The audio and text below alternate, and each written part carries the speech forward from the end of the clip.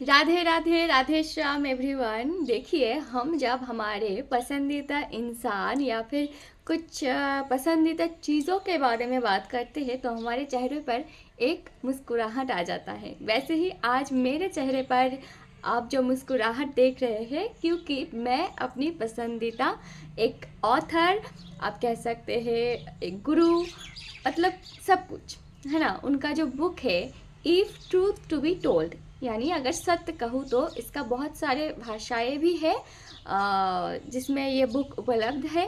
गुजराती है, हिंदी है, मराठी है, इंग्लिश है। ठीक है, तो इस बुक का मैं रिव्यू आज शेयर करने जा रही हूँ। इस बुक से हमें क्या क्या सीखने को मिलती है। पहला, इस बुक में डेडिकेशन सीखने को मिलती है। स्वामी जी का मेडिटेशन के लिए जितना डेडिकेशन था, हम हमारे जीवन में हर एक क्षेत्र में उतना ही डेडिकेशन दे सकते हैं, हम चाहे तो।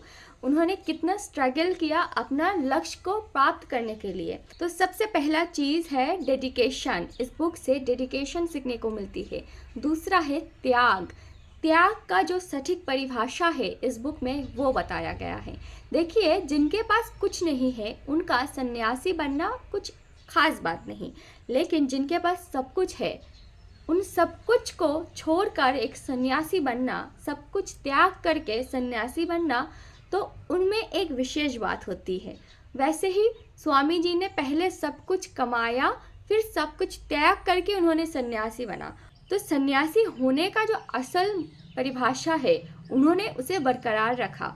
ये नहीं कि मुझे तो बाद में जाकर सन्यासी बनना है तो मैं ऊपर ऊपर से सब कुछ करते जाऊंगी, बस पढ़ना है तो पढ़ूंगी, बस कमाना है तो कमाऊंगी, ऐसे नहीं। उन्होंने बहुत ही डेडिकेशन के साथ अपना स्टडी किया, फिर विदेश में जाकर अपना एमबीए किया, अपना कंपनी खड़ी किया, है ना, बहुत महंगी कार ली, सब कुछ किया अपने जीवन में, फिर जाके सब कुछ त्याग करके उन्होंने सन्यासी बना। तो एक त्यागी का परिचय क्या होता है, एक सन्यासी क्या होता है, त्याग करना किसे कहता है, डेडिकेशन किसे कहता है ना, ये सब हमें इस बुक से सीखने को मिलता है। देखिए, मैं पहले ऐसी थी कि मुझे बुक पढ़ना बिल्कुल भी पसंद नहीं था। मैं कहती थी कि मेरा जो स्टडी रिलेटेड बुक है उसे ही मैं पढ़ नहीं पाती, वही बुक ख़त्म नहीं होता। क्या मैं किसी का जीवनी पढ़ूंगी, क्या मैं स्पिरिचुअल बुक पढ़ूंगी। या तक कि मुझे भगवत गीता पढ़ना भी अच्छा नहीं लगता था, क्योंकि मैं सुनती थी, है ना, मुझे सुनना बहुत पसंद थी, तो मुझे पढ़ना उतना खास पसंद नहीं था।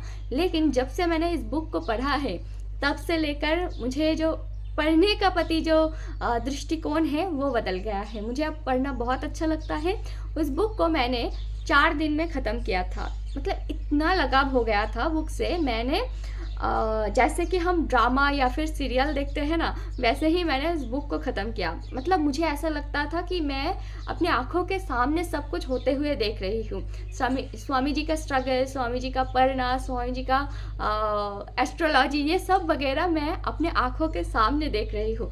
मुझे कभी भी ऐसा फील नहीं हुआ कि मैं एक बुक पढ़ रही हूँ। बुक में इतने सुंदर तरीके से लिखा गया है सेंटेंस को, शब्दों की गरिमा इतना सुंदर है कि मन करता है बस पढ़ता ही जाऊँ, पढ़ता ही जाऊँ। जब बुक ख़त्म हो गया तब मुझे बहुत बुरा फील हो रहा था कि क्यों बुक इतना जल्दी ख़त्म हो गया, मुझे और भी पढ़ने का मन हो रहा था। तो उस बुक को पढ़ने के बाद ही मैंने बहुत सारे बुक्स पढ़ा है, और उस बुक ने मुझे पढ़ने का प्रति जो दृष्टिकोण है वो बदल दिया है। तो अगर आपको बुक पढ़ना अच्छा नहीं लगता तो आपको इस बुक को ज़रूर पढ़ना चाहिए। और एक बात, गुरु के प्रति निष्ठा कैसा होना चाहिए, शिष्य का जो व्यवहार कैसा होना चाहिए, ये हमें सीखने को मिलता है। गुरु अगर हो गया कोई, तो उसके बाद गुरु का जो वाक्य है वही वेद वाक्य है ना। तो गुरु को लेकर आप, अगर आपके मन में कोई कन्फ्यूजन है तो इस बुक को आपको ज़रूर पढ़ना चाहिए। बहुत कुछ सीखने को है। मैंने एक बार पढ़ा है, तो एक बार पढ़ने के बाद मुझे इतना निष्कर्ष मैंने निकाला है कि इस बुक से मैंने डेडिकेशन सीखा, इस बुक से मैंने पढ़ना सीखा, इस बुक से मैंने त्याग सीखा, इस बुक से मैंने गुरु के प्रति जो डेडिकेशन है, गुरु के प्रति निष्ठा है, वो सीखा। तो अगर आप पढ़ेंगे तो हो सकता है आप कुछ और ही निष्कर्ष निकाल पाए। तो आपको ज़रूर पढ़ना चाहिए ये बुक। और देखिए, बहुत सारे स्पिरिचुअल बुक होते हैं जिनको पढ़ के हमें समझ में नहीं आता, क्योंकि हमने उतना सत्कर्म नहीं किया है, हमारा उतना प्रारब्ध नहीं है कि हम इतने सारे स्पिरिचुअल बुक्स का जो भाषा है वो समझ पाए। लेकिन अगर सत्य कहूँ तो इस बुक में इतने अच्छे से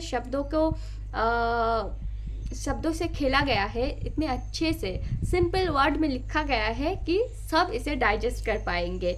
8 से लेकर 80 सब इस बुक को समझ पाएंगे। आपका उम्र कितना भी हो, आपको इस बुक को ज़रूर पढ़ना चाहिए। अगर आप लोग मुझसे कहेंगे कि मेरा फेवरेट बुक कौन है, तो मेरा फेवरेट बुक भी अगर सत्य कहूँ तो है।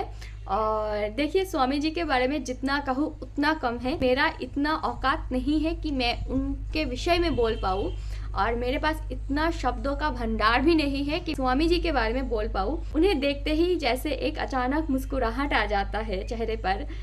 बस मन करता है कि उन्हें सुनती रहूँ। जब आप उनकी बुक्स पढ़ेंगे तो आपको ऐसा लगेगा कि बस पढ़ती रहूँ। ये जर्नी कभी ख़त्म नहीं होना चाहिए बस।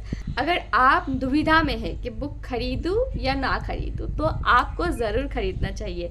और देखिए, पहले मैंने तो PDF में पढ़ा था, लेकिन बाद में स्वामी जी का एक राइटिंग मुझे दिखी कि उन्होंने कहा है कि अगर PDF से हम बुक पढ़ते हैं तो वो बात ऐसी हो गई कि हम लोग रेस्टोरेंट में खाना खा रहे हैं और उसका जो बिल है वो हम नहीं दिया है ना।